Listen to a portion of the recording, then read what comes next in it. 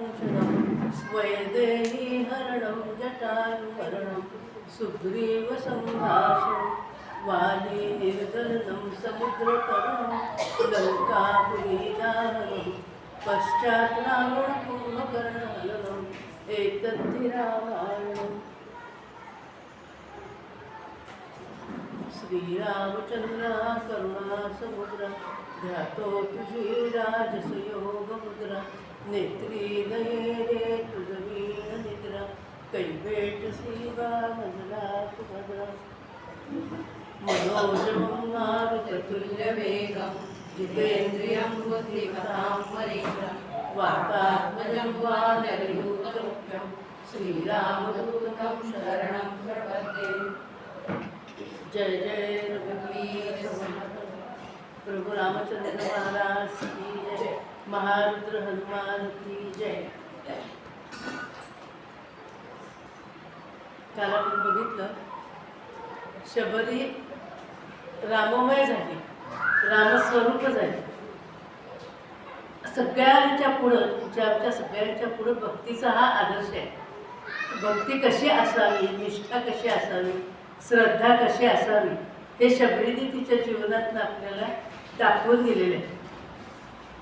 एक शब्द फक्त गुरूंचा आणि तेवढ्या एका शब्दासाठी राम येतील तेव्हा तुला मुक्ती मिळेल, तेवढ्या एका शब्दासाठी ती आयुष्यभर रामाची वाट बघत राहिलेली। अगदी हातात काठी आली, मान थरथरते, हात कापतायत, पण तिनं तिची सेवा सोडली नाही। हा आदर्श आपल्या सगळ्यांच्या पुढं शबरीने घालून दिलेला आहे। आता इथं अरण्यकांड संपलेलं आहे आणि किष्किंधाकांड आजपासून चालू होते। आता ह्या शबरीचा उद्धार करून पंपा सरोवराच्या पाशीच आलेले आहेत, मतंग ऋषींच्या आश्रमामध्येच ते आलेले आहेत आणि तिथून जवळच ऋष्यमुख पर्वत आहे। पंपा सरोवर, मतंग ऋषींचा आश्रम आणि ऋष्यमुख पर्वत असा ते तिथल्या तिथं सगळा परिसर आहे। आता राम आणि लक्ष्मण या ऋष्यमुख पर्वताकडे निघालेले आहेत आणि ऋष्यमुख पर्वतावर येऊन थोडंसं थकले भागलेले आहेत, कंटाळलेले आहेत, दमलेले आहेत। तर त्याने असा विचार केला की थोडंसं आता आपण इथं विश्रांती घेऊया आणि म्हणून त्या ऋष्यमुख पर्वतावर दोघं जण थांबलेले आहेत।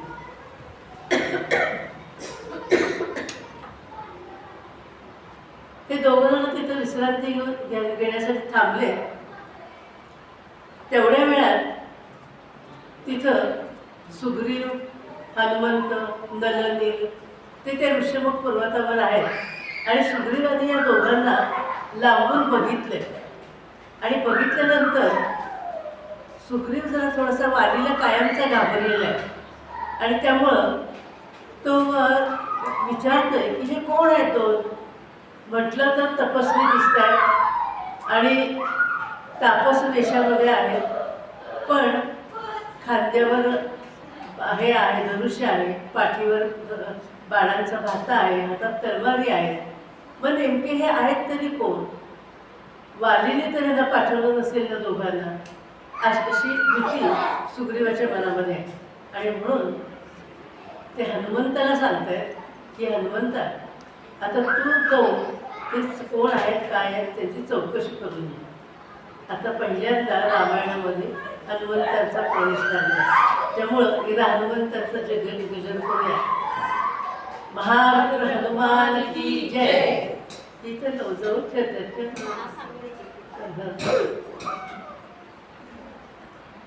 तर हनुमंत आता पहिल्यांदा रामायणामध्ये आलेले आणि हनुमंताला सुग्रीवाने सांगितले।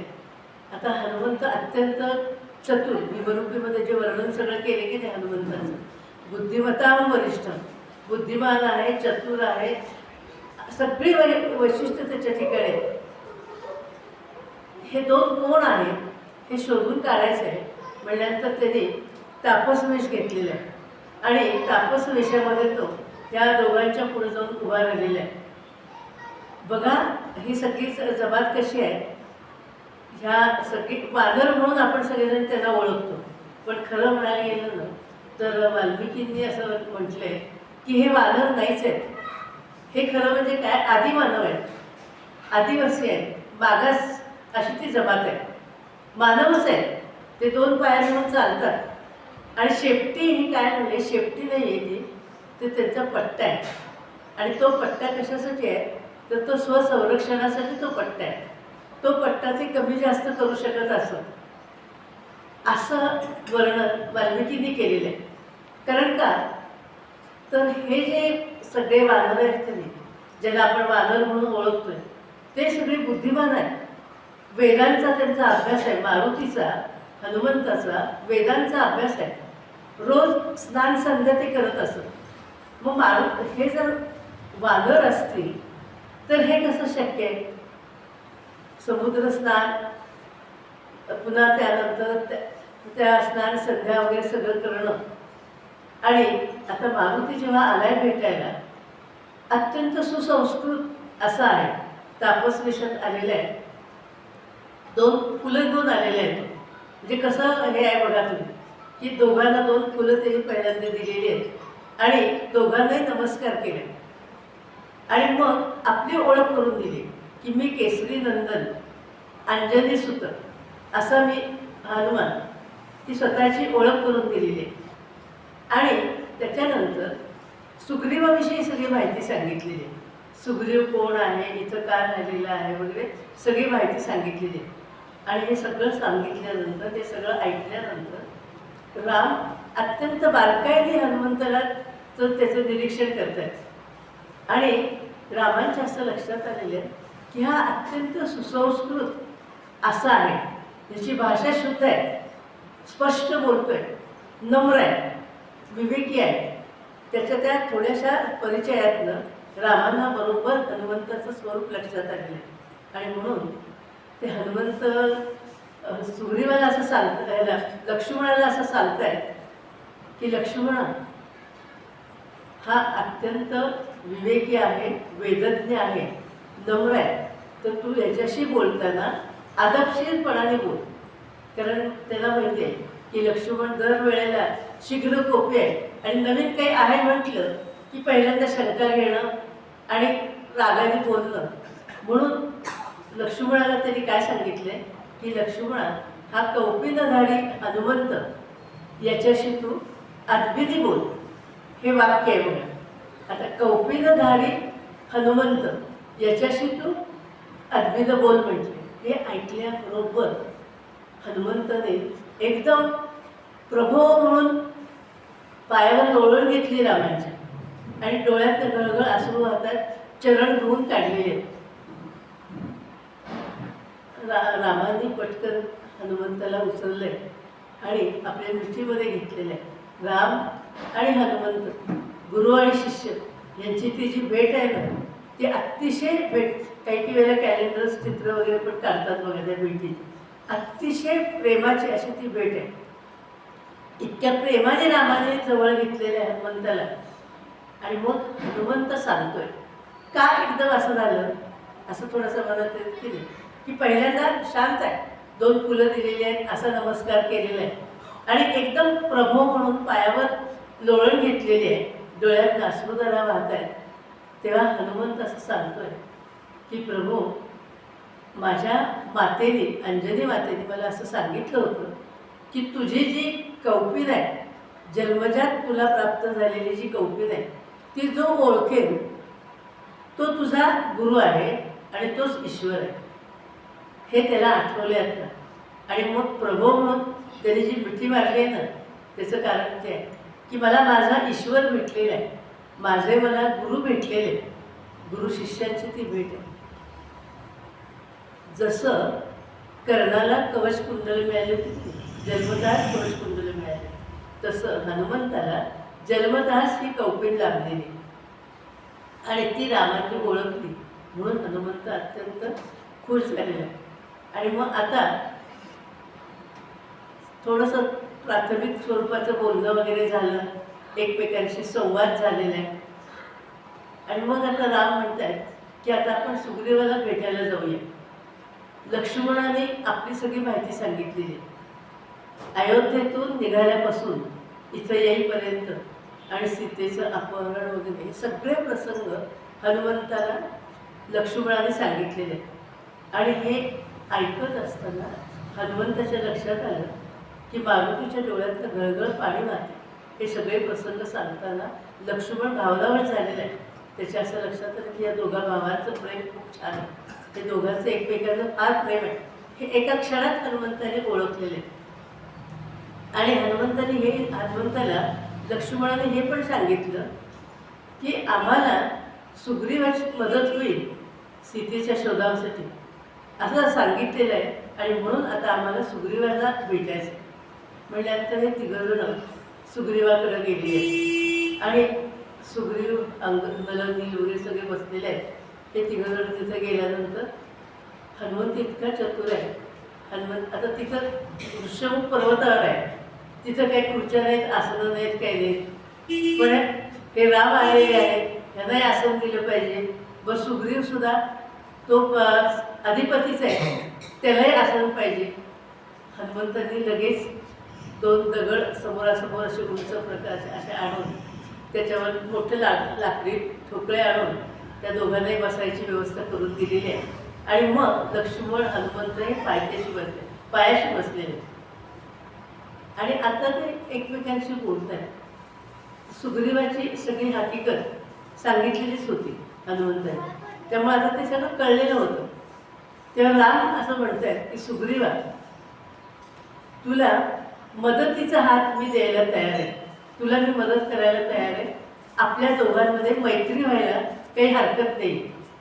मैत्री व्हायची म्हणल्याबरोबर हनुमंतांनी लगेच जाऊन अगदी प्रज्वलित करून आणलेलं आहे. एक पर्वतावरच आहेत, जवळपास झाडं आहेत, एक फांदी तोडून आणली, ती अगदी प्रज्वलित केला आणि तो दोघांच्या मध्ये ठेवलेला. इकडं सुग्रीव आहे, इकडं राम आहे, मध्ये अगदी ठेवलेलं आहे. आणि ते दोघंजण एकमेकांशी मैत्रीच्या संबंधी बोलत आहेत की आपण एकमेकांना मदत करायची, आपण एकमेक आजपासून मित्र आहोत.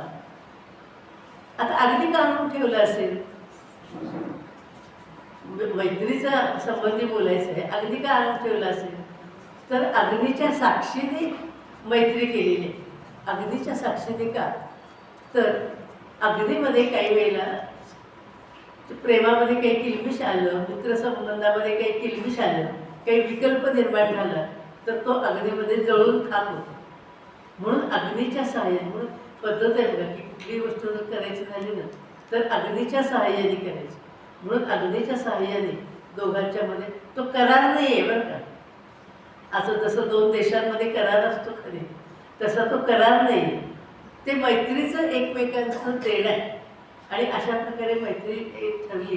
रामाने सांगितलं की तुझ्यावर जो वालीकडून अन्याय झालेला आहे तर तुला मी मदत करायला तयार आहे. पहिलं माझं हे कर्तव्य आता मैत्रीच्या नात्याने की तुला मदत करणं, वालीचा पराभव करून राज्य तुला स्वाधीन करून देणं. आणि तुझी पत्नी जी वालीनं हरण केलेलं आहे, सुग्रीवाची पत्नी रुमा, तिचं हरण वालीने केलेलं होतं. म्हणजे तसं म्हटलं तर हे दोघं समदुःखी झालेले आहेत. रामाच्याही पत्नीचं हरण झालेलं आहे आणि सुग्रीवाच्या पत्नीचंही हरण झालेलं आहे. तेव्हा तुझी पत्नी आणि तुझं राज्य तुला परत मिळवून देणं हे माझं मित्र म्हणून मी माझं कर्तव्य मानतो, असं रामाने सांगितलं. आणि मग असं ठरलं की रामाने सांगितलेलं आहे, असं कर म्हटले की उद्याच वालीला द्वंद्वयुद्धाला बोलू. द्वंद्वयुद्धाला बोलावलं की मग त्यावेळेला जर तुझा पराभव होतोय असं दिसलं तर मग मी मदत पडेन आणि मी वालीला वध करेन. द्वंद्वयुद्ध खेळा तुम्ही, असं ठरलं सांग. आणि त्याप्रमाणे वालीला आव्हान दिलं गेलं. वालीनं विचार केला की द्वंद्वयुद्धाचं हे म्हणजे आमंत्रण आहे. शूरवीरांच्या मध्ये द्वंद्वयुद्धाचं जर कोणी आव्हान दिलं तर ते नाकारायचं नाही. ते नाकारणं म्हणजे काय, भ्याडपणाचं लक्षण आहे. तेव्हा वालीचं ते आव्हान स्वीकारलेलं आहे. आणि त्याप्रमाणे ते दोघांच्या मध्ये द्वंद्वयुद्ध ठरलेलं आहे. दोघंजणं समोरासमोर आलेले आहेत. राम बाजूला उभे आहेत. वाली महापराक्रमी आहे. वालीचा आणि सुग्रीवाचा परिचय जो करून दिलेला आहे की नाही, तो परिचय असा आहे की वाली आणि सुग्रीव हे दोघं सख्खे भाऊ. कुणाचे मुलं आहेत ही दोन्ही? तर ऋषमुख म्हणून जो वृक्षराज, गुरु नाही आहे, वृक्षराज ब्रह्मदेवाचा केसाळ पुत्र असा तो वृक्षराज. आणि त्या ब्रह्मदेवाने वृक्षराजासाठी किष्किंधा नगरी बनवून घेतलेली, मुद्दाम तयार करून घेतलेली, अत्यंत निसर्ग संपन्न आणि सगळे वैभव तिथं आहे अशा प्रकारची किष्किंधा नगरी वृक्षराजासाठी म्हणून त्यांनी करून दिली. आणि तिथं त्या किष्किंधा नगरीचा अधिपती वृक्षराज आहे. आणि त्या वृक्षराजाची 2 मुलं आहेत, एक वाली आणि सुग्रीव. वाली हा इंद्राच्या कृपेने झालेला आहे आणि सुग्रीव हा सूर्याच्या कृपेने झालेला आहे. आणि त्या कसं आहे की इंद्राच्या कृपेने झालेला जो वाली आहे त्याला इंद्राचं त्याच्यावर प्रेम असल्यामुळं इंद्राने त्याला अक्षयमाला गळ्यामध्ये घातलेली आहे. वालीच्या गळ्यामध्ये ते अक्षयमाला घालून, अक्षयमाला याचा अर्थ आपल्याला माहिती झालं आहे. अक्षयमाला याचा अर्थ असा आहे की कित्येक दिवस अन्न पाण्याशिवाय राहू शकेल असं त्या अक्षयमालेचं वैशिष्ट्य आहे. त्याशिवाय अक्षयमालेमुळं त्याला कितीही मोठा योद्धा असू दे वालीचा पराभव होणार नाही असं वरदान त्याच्यात आहे. त्यामुळं वाली अत्यंत बलाढ्य झालेला आहे. आता इंद्राने वालीला अक्षयमाला घातली, ती त्याला मिळालेली होती ऋषींच्याकडनं, त्यामुळे तो बलाढ्य झाला, अतिबलाढ्य झाला. आता सूर्याने असा विचार केला, कारण सूर्याच्या कृपेने सुग्रीव आहे, त्यामुळे सूर्याने असा विचार केला की हनुमंत हा महापराक्रमी आहे, विवेकी आहे आणि नम्र पण आहे, सगळेच गुण त्याच्या ठिकाणी आहेत.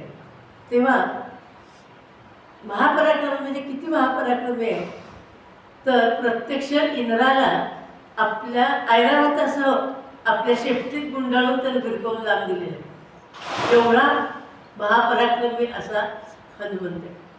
आणि म्हणून सूर्याने असा विचार केला की हनुमंताच्या स्वाधीन आपण सुग्रीवाला जर केलं तर ती हनुमंताची जी सगळी शक्ती आहे ती सुग्रीवाला मिळेल. आणि म्हणून सूर्याने सुग्रीवाला हनुमंताच्या स्वाधीन केलेलं. मग त्यामुळं हनुमंताच्या ठिकाणचं सामर्थ्य, बल, शिवाय असलेलं त्याच्या ठिकाणी असलेला विवेक, हे सगळं सुग्रीवाच्या ठिकाणी आहे. दोघांना कसा फरक असतो बघा की इंद्राच्या कृपेने हा महाबलाढ्य झाला आहे, अतिबलाढ्य झाला आहे वाली, पण तो अहंकारी पण झालेला आहे आणि दुष्ट पण झालेला आहे. पण सुग्रीव मात्र अत्यंत विवेकी आहे, पराक्रमी आहे, बलाढ्य आहे. असे हे दोघं जण आहेत. आणि अशा या दोघांच्या मध्ये आता ते द्वंद्वयुद्ध चालू झालेलं आहे. आव्हान केलेलं असल्यामुळं वाली आलेलं आहे, सुग्रीव पुढं आहे, दोघांच्या मध्ये द्वंद्वयुद्ध चालू आहे. आत्ता आपण बघितलं वालीचं वर्णन की महापराक्रमी अतिबलाढ्य, त्यामुळं त्या द्वंद्वयुद्धामध्ये सुग्रीवाचं त्याच्यापुढं काही चाललेलं नाही. एवढं त्यांनी दमवलेलं आहे सुग्रीवाला की तो शेवटी रक्त ओकायला लागला. आणि रामाने तर सांगितलं होतं की तू जेव्हा हरशील असं दिसतंय, मला संकटात आहेस असं दिसतंय, त्यावेळेला मी पुढं होऊन वालीचा वध करेन. पण रामाने काहीच केलेलं नाही. आणि मग सुग्रीव घाबरून ऋषमुख पर्वतावर निघून गेलेला आहे. आता ऋषमुख पर्वतावर का गेला त्याला थोडासा मागचा इतिहास आहे, तो पण आपल्याला बघायचा. म्हणजे साखळी आहे ही, एकात एक असं ते सगळं कथानक गुंफलेलं आहे.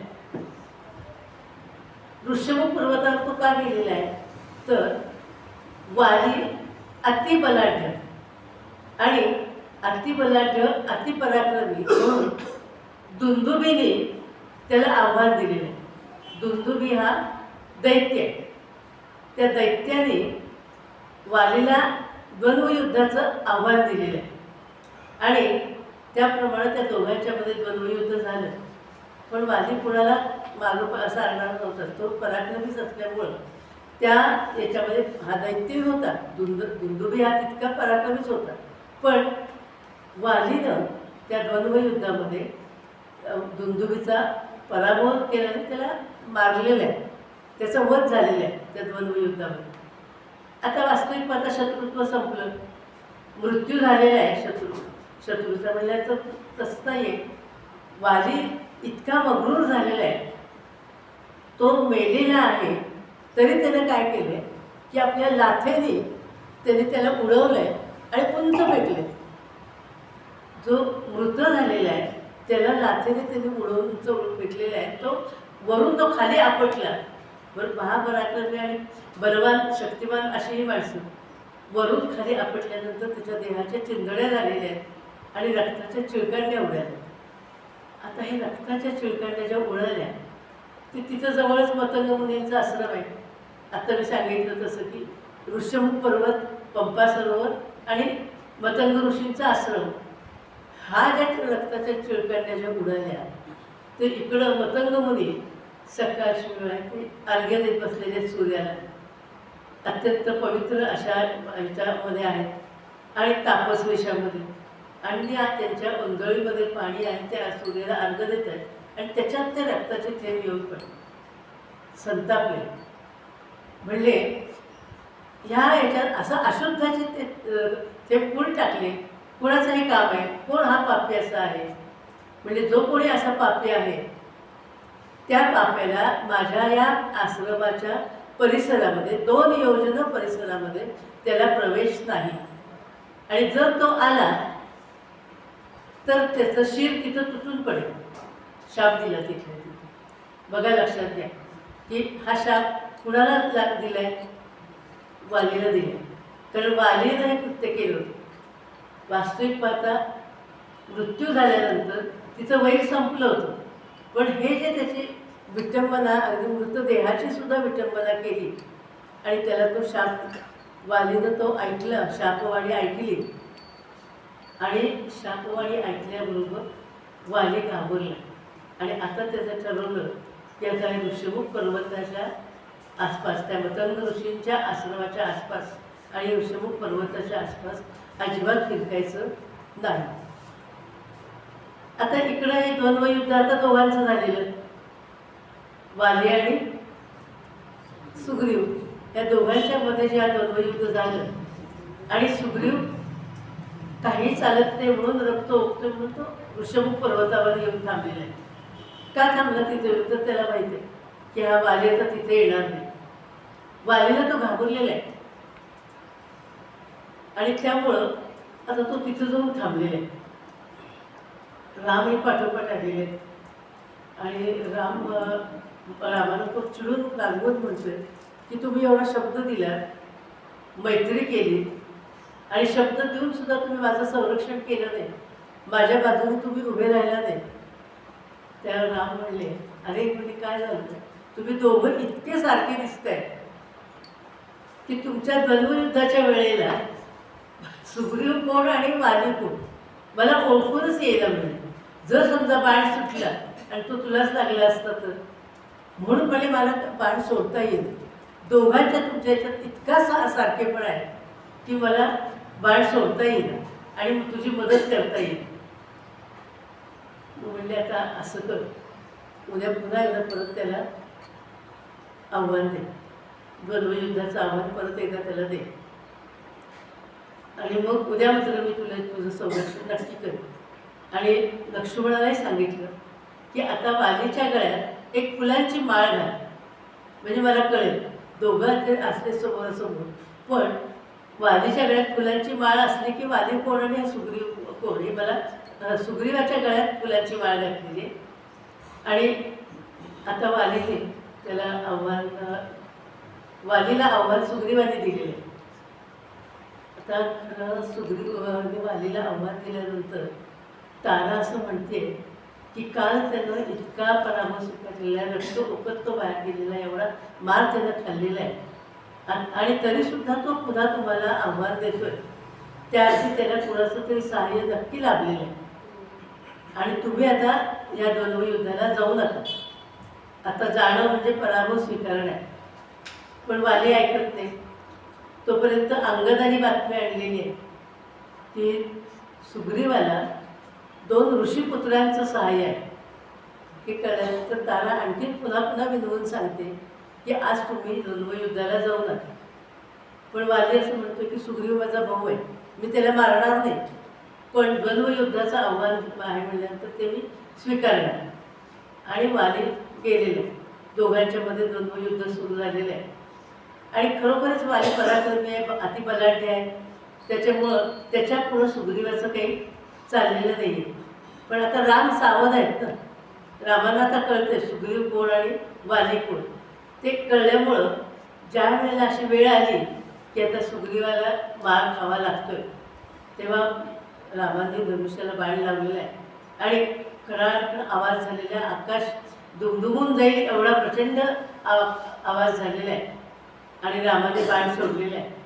तो बाण वालीला लागला, वाली जमिनीवर कोसळला. आता वालीवर हा जो वार केला आणि जो बाण मारला आणि रामाने त्याचा वध केला, तर सगळ्यांचं असा एक आक्षेप आहे की रामांनी वालीला फसवून मारलं आणि अन्याय केला. आणि वालीसुद्धा आता त्याला बाण मारल्यानंतर लागल्यानंतर तो जमिनीवर कोसळला आहे आणि त्यानं आता रामाला बोलवून घेतले. रामाला बोलवून घेऊन तो विचारतोय की मी तुझं काय वाईट केलं होतं, तू मला का बाण मारलास, तुझं काय शत्रुत्व माझ्याशी होतं, तू जर माझ्याशी मैत्री केली असतीस तर मी तुला सहाय्य केलं असतं. तू रावणाचा वैरी आहेस, तर तो रावणाशी मी केवढी मोठी रावणाची मी फजिती केलेली तुला माहिती आहे का म्हणली. म्हणून वालीनं त्यावेळेला सुग्रीवाला सांगितलं, म्हणजे पूर्वी एकदा समुद्रकाठी मी स्नान करून अर्घ्य देत होतो, हे म्हणून हे मानव आहेत म्हणून सांगितलं बरं का, की हे वानर नाही आहेत, हे आधी मानव आहे. ते सगळं ते करत असत, सूर्याला अर्घ्य देणं, स्नान संध्या करणं वगैरे. तर म्हणले मी अर्घ्य देत असताना ह्या रावणाने माझी खोड काढली आणि म्हणून मला संताप आला, राग आला आणि मी रावणाला पकडलं आणि रावणाला घेऊन आलो आणि काय केलं तर माझा मुलगा जो अंगद त्याच्या पाळण्यावर रावणाला मी खेळण्यासारखं बांधलं. कशी काय पाहिजे आहे बघा, म्हणजे की रावणाला पकडून आणले आणि अंगदाच्या पाळण्यावर खेळण्यासारखं त्याला बांधलं. एवढा मी पराक्रमी आहे आणि रावण तुझा शत्रू आहे तर मी तुला नक्की मदत केली असती. त्यामुळे तू अशा पद्धतीने मला मारणं योग्य नव्हतं, फसवून मारलेस तू मला. तेव्हा मग राम असं सांगताय की हा जो सगळा जो परिसर आहे हा आमच्या अखत्यारी खालचा हा परिसर आहे आणि आम्ही सम्राट आहोत. माझा भाऊ भरत तिथं अयोध्येमध्ये राज्य करतोय आणि ह्या सगळ्या परिसराचं संरक्षण करणं, कुठं अन्याय होऊ न देणं हे माझं काम आहे. आणि तू काय केलंयस तर तू तुझ्या भावाची पत्नी पळवून आणलीस आणि तिला आपल्यापाशी पत्नीसारखं तू ठेवलेलं आहेस. वास्तविक पाहता राम सांगतात वालीला की वास्तविक पाहता आपली सून, आपली भावजाई ही आपल्या मुलीप्रमाणे आहे आणि तू मात्र भावाच्या बायकोला आणून पत्नीप्रमाणे तिचं जवळ आणून ठेवलेस. हा तू अन्याय केलेला आहेस. आणि माझ्या राज्यामध्ये अशा प्रकारचा अन्याय होणं हे मला सहन करायला होण्यासारखं नाही आहे, हे माझं कर्तव्य आहे आणि म्हणून मी तुला बाण मारलेलं आहे. आणि दुसरी गोष्ट अशी, आणखीन एक आक्षेप असा की फसवून मारलं, तर फसवून मारलेलं नाही आहे. त्या धनुष्याचा टणत्कार इतका प्रचंड आहे, गगनभेदी असा प्रकारचा तो आवाज आहे. ते लपवून छपवून मारल्याचा प्रश्नच नाही. वालेने अन्याय केलेला असल्यामुळं त्याच्यावर. आणि शेवटी राजकारणाचा एक भाग आहे. ज्या अर्थी रावणाशी नंतर वालीने तह केलेला आहे, पुढच्या काळामध्ये रावणाशी वालीने तह केला आहे. आणि त्यामुळं राजकारणाचा हा भाग आहे की शत्रूचा मित्र तो आपला शत्रू. त्याप्रमाणे रावण आता हा त्याचा शत्रू आहे आणि रावणाचा मित्र वाली आहे म्हटल्यानंतर राजकारणातला हा भाग आहे. त्यामुळं वालीला फसवून मारणं वगैरे हा आरोप जो आहे तो म्हणजे चुकीचा आहे. वालीने सगळं ऐकून घेतलेलं आहे आणि आता बाण काढला की वाली मरून पडणार आहे. बाण आहे तोपर्यंतच वाली एवढं बोलू शकतो. आता वालीच्या असं लक्षात आलेलं आहे की आता आपण मरणार आहोत म्हटल्यानंतर शेवटचा जो हे आहे तो शेवटचा संवाद त्यांचा असा आहे की वालीला तर कळलं आहे आणि वालीने सुग्रीवाला जवळ बोलवलं आहे, रामानं जवळ बोलवलं आहे आणि सुग्रीवाचा हात रामाच्या हातात दिलेला आहे आणि रामानं सांगितलं आहे हा माझा भाऊ आहे आणि लक्ष्मण जसा तुझा भाऊ आहे, लक्ष्मणाला जसं तू सांभाळतोस तसं सुग्रीवाला तू सांभाळ. हा शेवटचा काळ, शेवटचं हे वेळ असते का नाही, शेवटच्या वेळेला सगळं विसरतो माणूस. आपापसातली वैर, आपापसातली दुःख, सगळं सगळं आयुष्यभर अनेक गोष्टी घडत असतात. पण माणसाचा जेव्हा शेवटचा क्षण येतो त्यावेळेला माणसाला सगळं पहिलं आठवत असतं आणि मग कुठं आपल्या हातनं काय अपराध झाले, आपल्या हातनं काय चुका झाल्या ते जाणवायला लागतं. वेळ शेवटची आहे, शेवटचा क्षण आहे आणि हे सगळ्या मागच्या जुन्या गोष्टी आठवून, पापकर्म आठवून माणूस स्वतःला दोष द्यायचा. आणि म्हणून आमची गीता आणि आमचं हे सगळं वाङ्मय असं सांगतं आहे की कुठलंही पाप आयुष्यामध्ये होणार नाही, आपल्याकडून कुठलीही चुकीची गोष्ट होणार नाही याची काळजी आयुष्यभर घ्यायची. किती तुम्ही मस्तीमध्ये वागा पण शेवटच्या क्षणी तुम्हाला ती जाणीव होतेच आणि मग तडफड होती मनाची. आणि म्हणून गीतेने सुद्धा असं सांगितलेलं आहे की आयुष्यभर चांगलं वागा. कर्माचा कायदा आहे, कर्माचा कायदा कुणालाही सुटत नाही. वाली आता शेवटच्या क्षणी त्याला जाणीव झालेली आहे आणि म्हणून सुग्रीवाचा हात रामाच्या हातात दिलेला आहे आणि अंगदाचा हात, अंगद हा त्याचा मुलगा आहे, अंगदाचा हात सुग्रीवाच्या हातात दिलेला आहे आणि सुग्रीवाला सांगितलं आहे की आता तुझा हा मुलगा आहे, अंगद हा आता तुझा मुलगा आहे, त्याला तू मुलाप्रमाणेच सांभाळ. एवढं सांगतं सगळं होतं तोपर्यंत तारा तिथे आलेली आणि तेव्हा हा वालीस रामानं असं आणि सुग्रीवाला असं सांगतोय की माझी पत्नी आत्तापर्यंत ज्या इत्मामाने राहिली, ज्या वैभवामध्ये राहिली त्याच वैभवामध्ये, त्याच मानाने, त्याच इत्मामाने तिला तुम्ही वागवा. कारण आता वालीला कळून चुकलेलं आपला मृत्यू आहे, सुग्रीव राज्य करणार आहे. त्यामुळं त्यांनी ह्या शेवटच्या ह्याच्यामध्ये काही 2-3 चांगल्या गोष्टी केलेल्या आहेत की अंगदाला सुग्रीवाच्या हाती सोपवलेलं आहे आणि मग वालीने प्राण सोडले. वालीने प्राण सोडल्यानंतर त्यांच्या ते जे जमातीचे सगळे जे लोक आहेत का आधी मानवाचे का म्हटलं तर सगळेजण पालखी घेऊन आलेले आहेत आणि पालखीसुद्धा सजवलेली आहे, पालखीला गोंडे लावलेले आहेत आणि त्या पालखीमध्ये वालीचं शव ठेवलेलं आहे आणि सगळे मिरवत त्या वालीचं शव घेऊन अगदांत्य संस्कारासाठी घेऊन गेलेले. आणि रामांनी आता अंगदाला आणि सुग्रीवाला सांगितलेलं आहे की त्याच्या इत्मामाने, तो राजा होता त्याच्या इत्मामाने त्याच्यावर अंत्यसंस्कार करा. म्हणून पहिल्या दिवशी मी जे म्हटलं की नाही की राम आदर्श बंधू आहेत, आदर्श पिता आहेत, आदर्श पती आहेत, आदर्श राजा आहेत, आदर्श मित्र आहेत, त्याच्याबरोबर आदर्श शत्रूसुद्धा आहेत आणि हे फार महत्त्वाचं आहे. संपलं, मृत्यूबरोबर वैर संपलं आणि म्हणून अंत्यसंस्कार करायला सांगितलेले आहेत. ते सगळे झाल्यानंतर रामांनी सुग्रीवाला राज्याभिषेक करायला सांगितलेलं. सुग्रीवाला सिंहासनावर बसवलेलं आहे.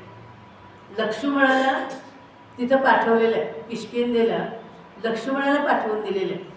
त्याच्यावर जो राज्याभिषेकाचा सोहळा आहे त्या सोहळ्याला लक्ष्मण हजर आहे पण राम हजर राहिलेले नाहीत.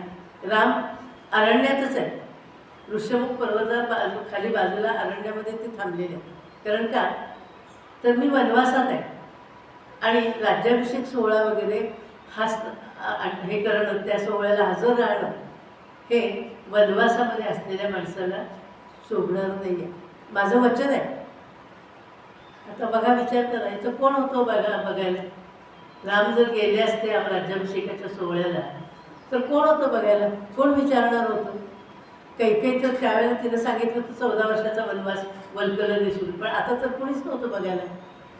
पण मनाचं बंधन, एकदा वचन दिलेलं आहे. 14 वर्षाचा वनवास म्हणल्यानंतर वचन दिलेलं पाळायचं आहे. मनाचं बंधन, दुसऱ्या कुणाचंही बंधन नाही. हे रामांनी शेवटपर्यंत पाळले. अशा पद्धतीनं आता वालीचा वध झालेला आहे आणि सुग्रीवाला राज्यकारभार करायला सांगितलेलं आहे. पावसाळा सुरू झाला आणि ऋतू बदलला. त्या भागामध्ये प्रचंड पाऊस असतो. त्यामुळे रामाने आता असा विचार केला की आता पावसाळा सुरू झालेला आहे, तेव्हा आता 4 महिने सुग्रीवाला सांगितले की तू आता विश्रांती घे. पावसाळ्याच्या ह्याच्यामध्ये तू तुझ्या राज्याची घडी नीट बसव आणि 4 महिन्यानंतर पुन्हा सीतेच्या शोधाच्या कार्याला आपल्याला लागायचं. इतका विचार आहे की वास्तविक पाहता दुःखी कष्टी आहेत, सीतेच्या शोधासाठी म्हणून आतुर आहेत. पण पहिलं त्यांनी स्वतःचं मित्रकर्तव्य पार पाडले. मैत्री झाल्यानंतर सीतेचा शोध करण्यासाठी म्हणून मैत्री, विचार करा, हे दोघंच आहे आणि दोघांना मिळून हे कार्य करायचं आहे. त्यालाही असे सहाय्य घ्यावं लागतं, वेगवेगळ्या जमातींचं सहाय्य त्याला घ्यावं लागतं आणि त्याला सहाय्य घेऊन पुढं कार्य करायचं आहे. पण असं झालेलं नाही आहे की झालं, मैत्री झाली की चला सीतेच्या शोधाला निघा, असं झालेलं नाही आहे. आधी त्याला राज्यावर बसवलेलं आहे, राज्यकारभार त्याला करायला सांगितलेलं आहे. आणि आता 4 महिने पावसाळ्यामध्ये आपण सगळेच जण थांबूया, राज्याची घडी नीट बसव, थोडंसं विश्रांती घे आणि मग परत आपण नियोजन करू, असं म्हणून राम आणि लक्ष्मण जवळच असलेल्या प्रसरण पर्वतावर जाऊन थांबलेले. आपलं प्रेम त्यांनी सोडलेलं नाही. एक गोष्ट सुरळीत लावून दिली की पुन्हा आपल्या याला मोकळे.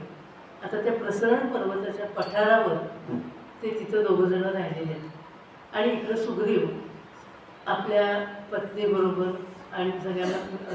आता त्याचे सगळे जे मंत्रीगण आहेत, प्रधानमंत्री वगैरे सगळे कोण आहेत, ते कोण आहेत तर त्याच्यामध्ये अंगद आहे, हनुमंत आहे, जांबुवंत आहे, नल आणि नील, असे हे मंत्री आहेत सगळे. आणि हे मंत्र्यांच्या सह तो राज्यकारभार सगळा बघणार आहे. असं पावसाळा सुरू झाला आणि सुग्रीव राज्यकारभारची घडी बसव म्हणून सांगितलंय आणि तो आता राजा झालेला आहे. तो विसरून गेला, चैनीमध्ये रमून गेला. त्याच्या डोक्यातनं विषय निघालाच की आता आपल्याला रामाला मदत करायची आणि रामाच्या सहाय्यासाठी आपल्याला दौडून जायचं आहे. तर तो विसरून गेला, आपल्या ह्याच्या काळामध्ये रमून गेला. 4 महिने झाले, पाऊस पडून गेलेला आहे, पठारावर फुलं वगैरे इतकी सुंदर उमललेले आहेत. संपूर्ण पठार फुलांनी सुंदर झालेलं आहे, निसर्गरम्य असा सगळा परिसर आहे. राम बघतायत आणि सगळं बघितलं त्यांचं मन रमत नाही. इतका निसर्गसंरम्य परिसर सगळा असून सुद्धा त्यांचं मन रमत नाही, व्याकुळ आहे. मनातलं जात नाही की आता सीता नेमकी कुठं असेल, कशा अवस्थेत असेल, काय परिस्थितीमध्ये असेल, ह्या विचाराने व्याकुळ झालेले आहे. आणि लक्ष्मणाचं बारीक लक्ष आहे. लक्ष्मणाने बघितलं हे रामांचं व्याकुळ झालेलं चेहरा बघून आणि कृष्ण झालेले आहेत राम. त्या लक्ष्मणाला अतिशय वाईट वाटलेलं आहे आणि रामाने त्याला बोलवून सांगितलेलं आहे की अरे 4 महिने झाले, अजून तो सुग्रीव काही विचारायला यायला तयार नाही आहे. त्याला तर यायला हवं होतं आत्तापर्यंत. आता म्हणले असं कर, तूच म्हणले जा आणि त्याला आठवण करून दे, आपल्या कार्याची आठवण त्याला करून दे. लक्ष्मण खवळलेलं आहे, संतापलेलं आहे. रामाची अवस्था बघून दुःखी कष्टी आहे आणि सुग्रीवाने लक्ष दिलं नाही म्हणून संतापलेलं आहे. धनुष्य बाळ घेऊन धनुष्याचा टणत्कार करत असतो निघालेला आहे, इतका रागाने निघालेला आहे आणि किष्किंधेला आलेला आहे. इकडं तिकडं कुठेही बघायला तयार नाही आणि रागाने पुढे निघाले. पुन्हा हनुमंत आले. हनुमंताने बघितलं की लक्ष्मण संतापलेला आहे, रागावलेला आहे आणि राजवाड्यात शिरतोय तो. हनुमंत चतुर बुद्धिमान, त्याने ओळखलं की असा जर हा लक्ष्मण जर सुग्रीवाच्या पुढे जाऊन उभं राहील तर काही खरं नाही, म्हणजे दोघांमध्ये काय घडेल सांगता येत.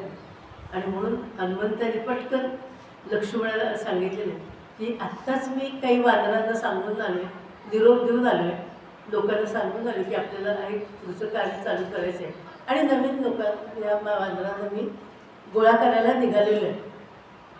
लक्ष्मणाचा पारा थोडा खाली आला की हा येणं आठवण आहे कार्याची. तेवढ्यात हनुमंतांनी अंगदाबरोबर तारेला निरोप पाठवलेला आहे. तारा ही वालीची पत्नी, राजकारण पटू आहे आणि 5 पतिव्रतांमध्ये तारा आहे बरं का. ती 5 पतिव्रतांमध्ये का आहे बरं? खरं या आदिवासी मानवाची ती पत्नी आहे, पण तरीसुद्धा ती 5 पतिव्रतांमध्ये का आहे तर वालीसारख्या शीघ्रकोपी अतिबलाढ्य अहंकारी अशाबरोबर ती पत्नी म्हणून राहिलेली आहे आणि राज्यकारभारामध्ये तिला मदत करते. दरवेळेला संयम कुठं कसा बाळगायचा हे त्या वालीला ती शिकवते आणि नीतीने कसं वागायचं ही आठवण तारेने सतत करून दिलेली आहे. वास्तविक आता आदिमानव आहे आणि त्यांचीही पत्नी आहे, पण तरीसुद्धा तिला 5 पतिव्रतांमध्ये स्थान आहे. ती राजकारणपटू आहे. मारुतीने निरोप पाठवला अंगदाबरोबर की पहिल्यांदा म्हणले काय करा तर तारेने संभाषण करावं, लक्ष्मणाबरोबर तारेने संभाषण करावं. एकदम सुग्रीवाकडे जाऊन देऊ नका. तारा अतिशय मधुर वचनी आणि गोड बोलून तिनं स्वागत केलेलं आहे लक्ष्मणाचं. लक्ष्मण संतापलेलं आहे, पण ती म्हणते काय की तुम्ही सुसंस्कृत आहात, तुम्ही चांगल्या घराण्यातले आहात, तुम्हाला सगळं राजकारण राजनीती सगळं माहिती आहे. सुग्रीव जरा थोडासा मागास आहे, त्याला नेमकं कसं बोलावं काय बोलावं हे कळत नाही. तर मी सुग्रीवाची समजूत घालते आणि सुग्रीवाला मी कार्यासाठी पाठवून देते असं तिनं लक्ष्मणाला सांगितल्यानंतर पुन्हा लक्ष्मण आणखी शांत झालेलं आहे. आणि मग सुग्रीव लक्ष्मण आणि अंगद नल नील हनुमंत जांबुवंत सगळे एकत्र आलेले आहेत आणि सगळेजण मिळून रामांकडे गेलेले आहेत. प्रसरण पर्वतावर लक्ष्मण आणि हे सगळे त्या प्रसरण पर्वतावर रामांच्या भेटीला गेलेले आहेत. रामांच्या भेटीला गेल्यानंतर पुढचा एकंदर सगळा नियोजन पुढचं काय असेल हे सुरुवात झाली विचारायला. आणि मग असं ठरलं की 4 दिशांना 4 तुकड्या पाठवायच्या. हे जे वानर आहेत ह्या सगळ्यांना 4 दिशांना पाठवायचे. ते एक तुकडी असेल, ती एक तुकडी उत्तरेकडे जाईल, एक तुकडी पूर्वेकडे जाईल, एक तुकडी पश्चिमेकडे जाईल, अशा पाठवून द्यायच्या. आता लंकेच्या बाजूला कोण जाणार? लंकेच्या बाजूला जी जाणारी तुकडी आहे त्या तुकडीमध्ये जांबुवंत आहे, हनुमंत आहे, अंगद आहे, नल आहे आणि नील आहे. ही सगळी जी महत्त्वाची जी माणसं आहेत ते ही लंकेकडच्या तुकडीमध्ये आहेत. आता रामांनी सांगितले 4 दिशांना चौघांनी जा आणि सीतेचा शोध करा. आधी मानव असते भूकार करून सगळेजण सुटले सीतेच्या शोधात निघायचे म्हणून. पण राम आणि सगळ्यांची ही जी हनुमंत आणि यांची जी तुकडी आहे या हनुमंतांच्या ह्या तुकडीमध्ये हनुमंत अत्यंत विचारी हुशार बुद्धिमान, त्यामुळं आवाज आता येईल का माझा? हनुमंत अतिशय चतुर आहे. सगळेजण जायचंय म्हणल्यानंतर भुभुकार करून निघालेले आहेत, काही विचार केलेला नाही ते. पण हनुमंताने पहिला प्रश्न विचारलेला जो कोणालाही सुचला नाही, की आम्ही आता सीतेच्या शोधाचं निघायचं हे खरं आहे, आम्ही लंकेकडं प्रयाण करणार आहे खरं आहे, पण आम्ही सीतेला ओळखणार कशी? आम्ही सीतेला कुणीच बघितलेलं नाही आहे, मग सीतेला आम्ही शोधणार कसं? हा युक्तिबुद्धीचा प्रभाव आहे. आज विचारलं नाही, रामाने सांगितलं की अतिशय सुंदर आहे, पण मुखम लहान असेल आणि अखंड रामाच्या नावाचा जप ती करत असेल. एवढं सांगितल्यानंतर ऐकून घेतलं की या वर्णनावरून आम्ही सीताबाईला शोधू शकू, ओळखू शकू. पण आम्ही रामांकडनं आलो आहे हे सीताबाई कसं ओळखतील? कारण तिथं मायावी राक्षस असणार आहे आणि मायावी राक्षसांच्या ह्याच्यामध्ये सीता आहे. सीतेला असं वाटेल आम्ही सुद्धा मायावी राक्षसच आहोत, तिनं आम्हाला कधी बघितलेलं आहे, रामाची माणसं आहेत हे तिला कसं कळणार आहे? तिला असं वाटेल हे मायावी राक्षसच आहे, तर ती आम्हाला कसं ओळखेल? आता राम हसले. काय कशी बुद्धिमत्ता आहे की नुसतं पळा म्हटलं की पळाले असं नाही आहे. मग रामाने आपल्या पोटातली अंगठी काढली आणि ती दिलेली हनुमंतापासून की ही जी अंगठी आहे ही सीतेचीच मुद्रिका आहे आणि सीतेने मला ती, आम्ही जेव्हा गंगा पार करायला निघाले होतो आणि त्या आम्ही नावेमध्ये बसून गंगा पार केलं त्यावेळेला त्या नावाड्याला देण्यासाठी म्हणून ती अंगठी मला सीतेने दिलेली होती. ही तिचीच अंगठी आहे. ही अंगठी तिला जर दाखवली तर सीतेला हे नेमकं पटेल. अशा पद्धतीनं आता हे सगळं झालं आणि मग ही तुकडी लंकेकडे रवाना झाली. हे सगळेजण आता समुद्राकडे आलेले आहेत. भूभाग जो आहे तो भूभाग सगळा संपलेला आहे आणि आता समुद्र लागलेला आहे. आता समुद्राच्या काठी ते सगळेजण बांधत ते सगळेजण आधी बांधून येऊन थांबलेले आहेत. आता काय पुढचं काय, पुढं मार्ग कसा काढायचा? समुद्राच्या काठी येऊन थांबलेच नाही आणि म्हणून सगळेजण विचार करतात. आता एखादं गाणं म्हणा म्हणजे मग मी पुढचं करत चालू करतो. म्हणा म्हणा रामाचं म्हणा.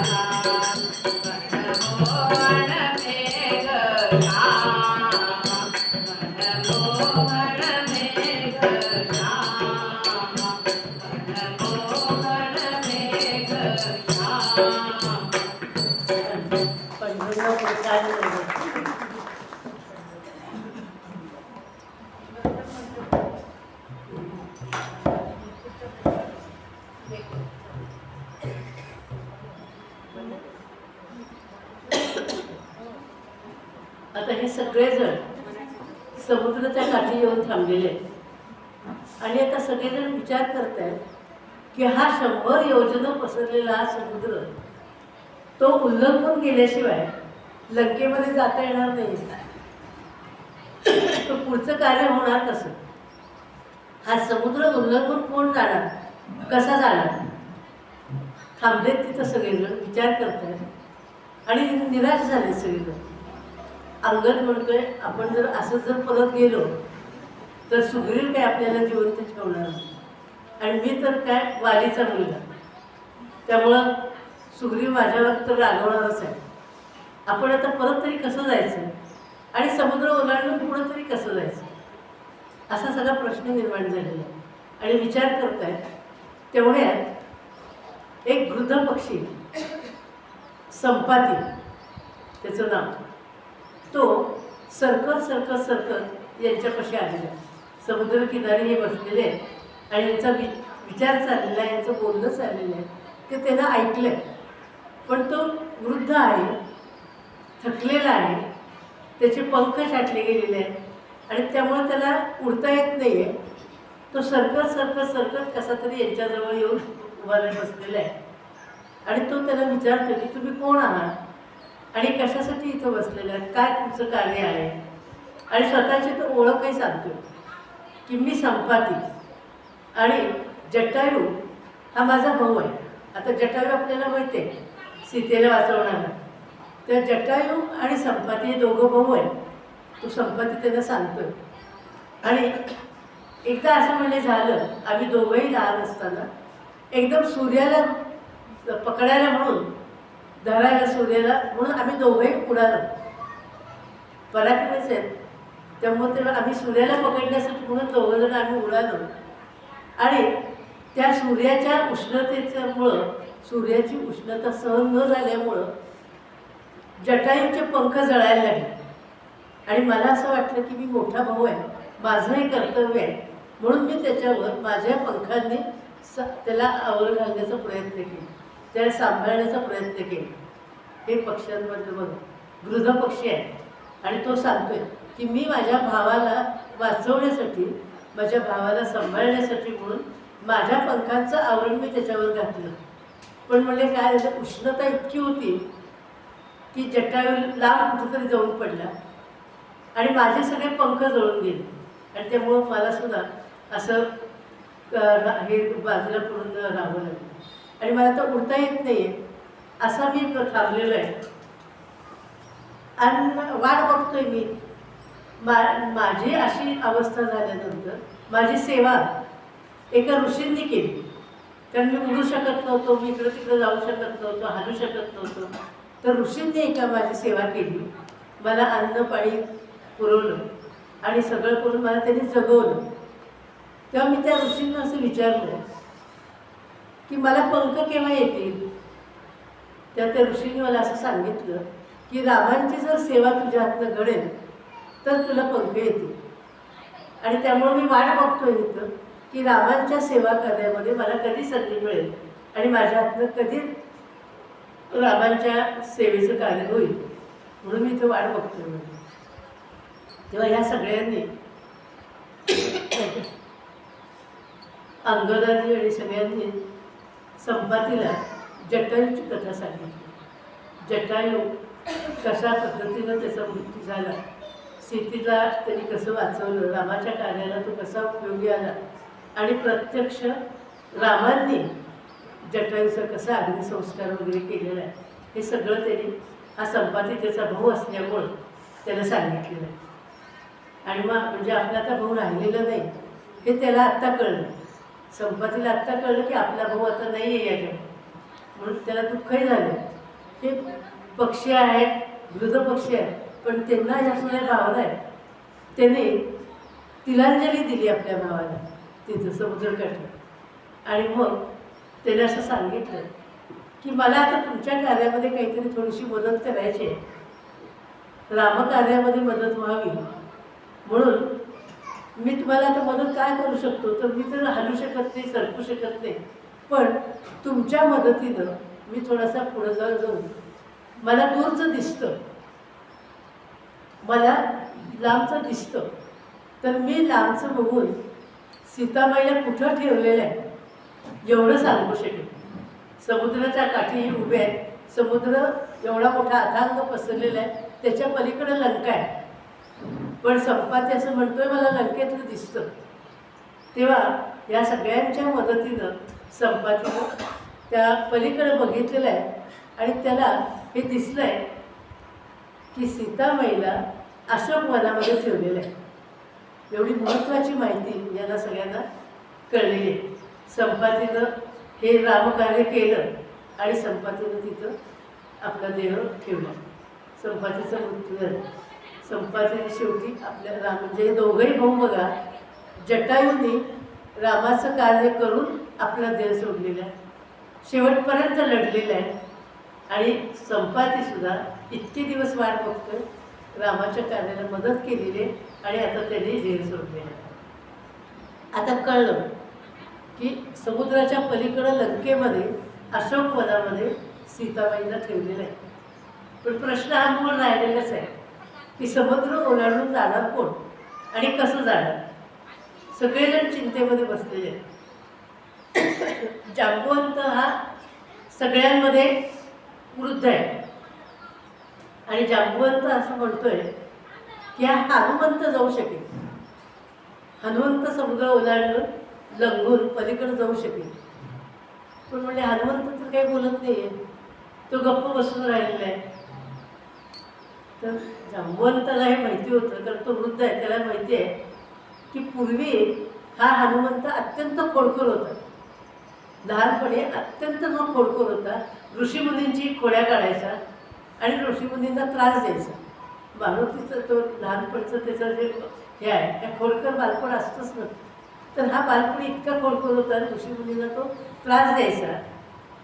त्यामुळं ऋषींनी त्याला असा शाप दिला होता की ऐन कार्याच्या वेळेला तुला तुझ्या शक्तीचा विसर पडेल, ऐन महत्त्वाच्या वेळेला तुला तुझ्या शक्तीचा विसर पडेल, हा शाप त्याला दिलेला होता.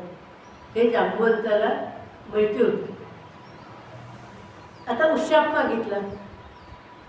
उशाप काय दिला, तर ज्या वेळेला तुझ्या शक्तीची तुला ओळख कुठेतरी करून देईल त्यावेळेला तुला तुझ्या शक्तीची जाणीव होईल. आणि तू तुझं काम करू शकतो.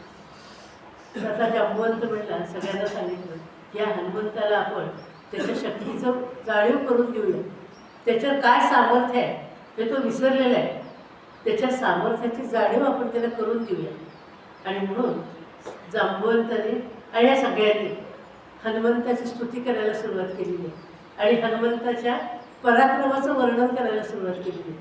हनुमंताच्या पराक्रमाचं एवढं वर्णन केलं, सगळे पूर्वीपासूनचे त्याचे जे पराक्रम आहेत, त्याचं जे एकूण सगळं जीवन आणि काय काय त्याने पराक्रम गाजवलेले आहेत ते सगळं त्यांनी हनुमंताला सांगितलं. आणि असं असं ऐकत ऐकत ऐकत हनुमंत तयार झालेला आहे आणि बुभुक्कार करून तो आता समुद्र उल्लंघून जायला तयार झालेला आहे. असं होतं जसं हनुमंताला त्याच्या शक्तीचा विसर पडला की तो शाप होता, हा भाग वेगळा आहे. पण आपल्या बाबतीतसुद्धा असं होतं की आपल्याला आपल्या ठिकाणचं जे सामर्थ्य आहे त्याचा खूप वेळेला विसर पडतो.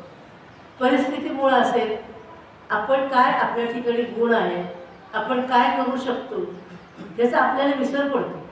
आणि काही वेळेला असं होतं की नैराश्य येतं आणि आता आपल्याचा काहीही उपयोग नाही, आता आपण काही करू शकत नाही, आपल्या जगण्याला काही अर्थ नाही, हताश होऊन जातो आपण.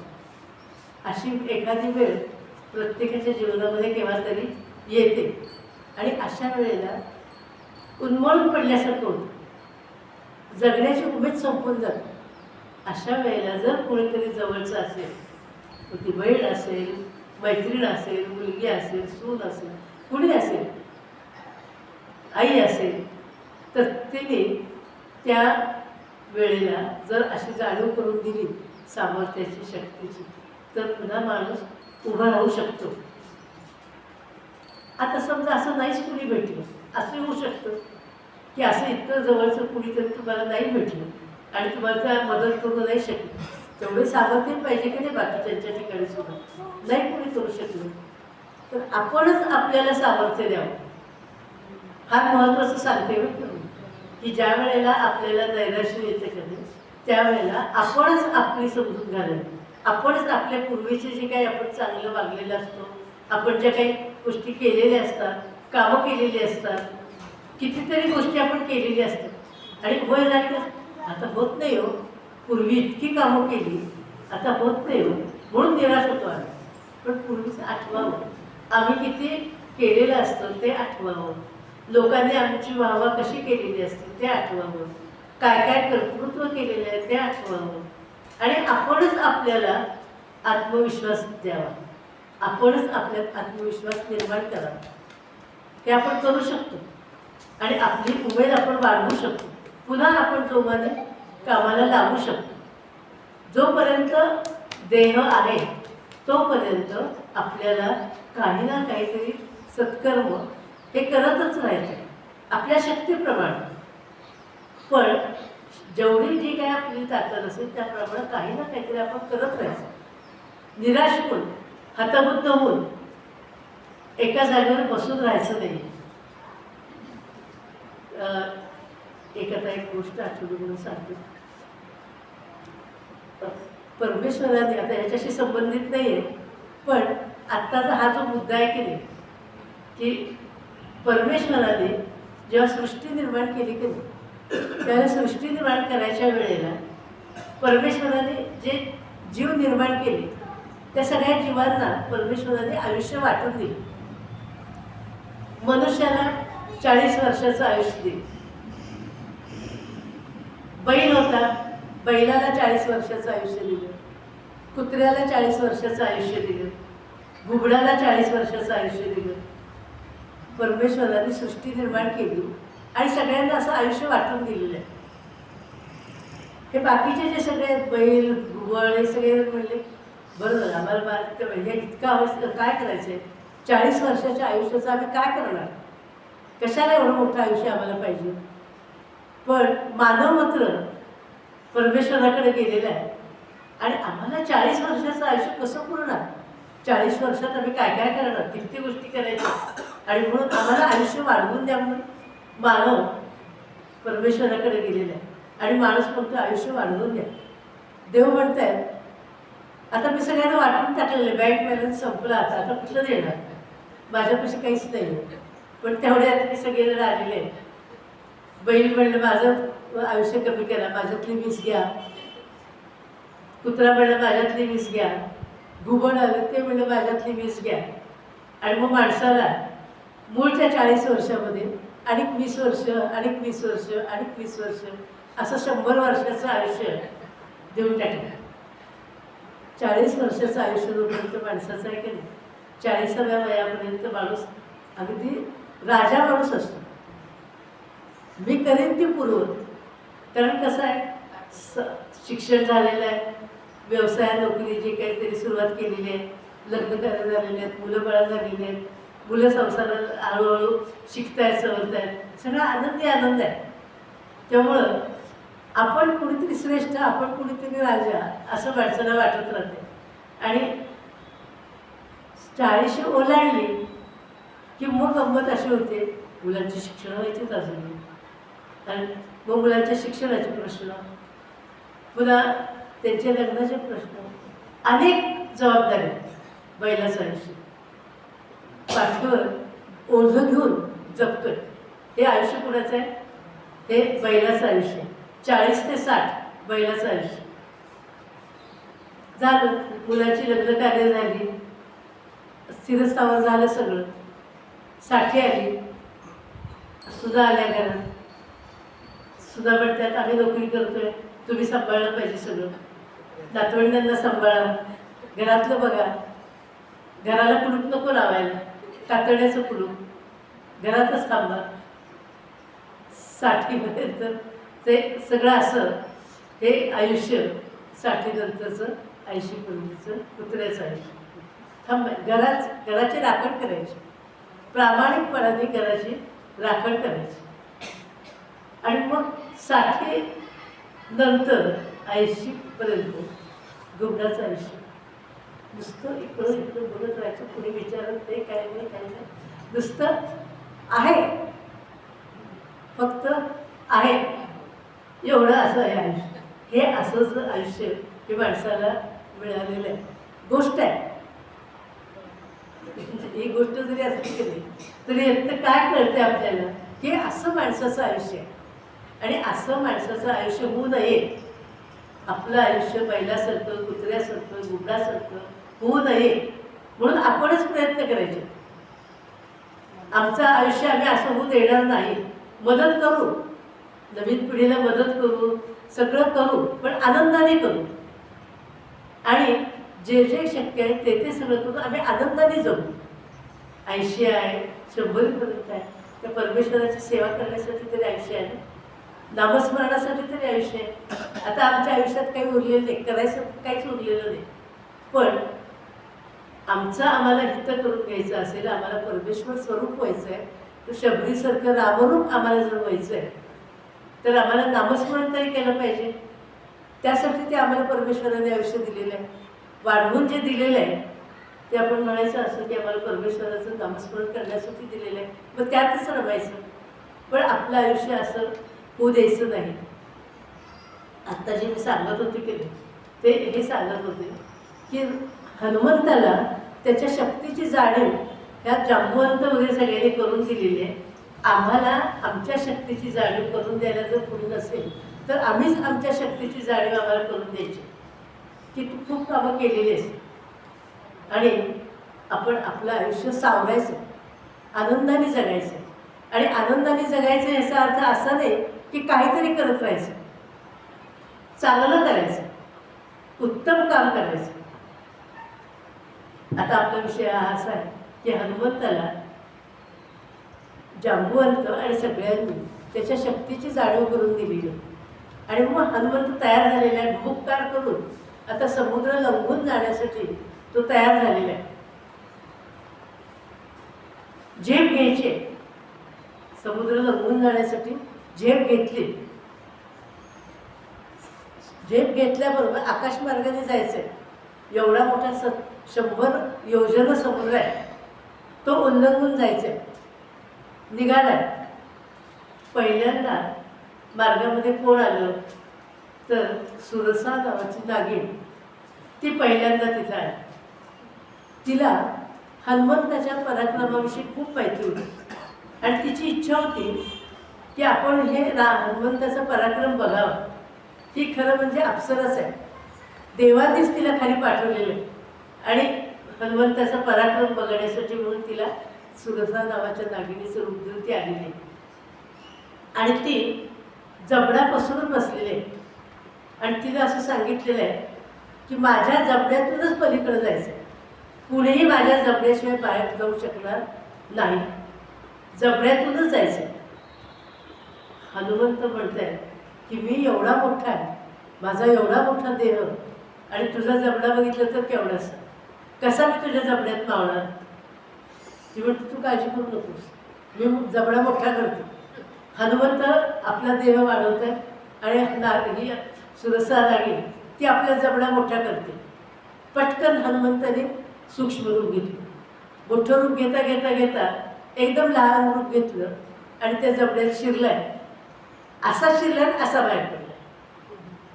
हनुमंताने सुरसा नागिनीच्या मोठ्या जबड्यामध्ये करायला लावला मोठा जबडा आणि आपण सूक्ष्म रूप घेतलं, आत शिरलाय आणि त्याच मुखातनं तिच्या न कळता बाहेर पडलेलं आणि पुढं गेलेलं.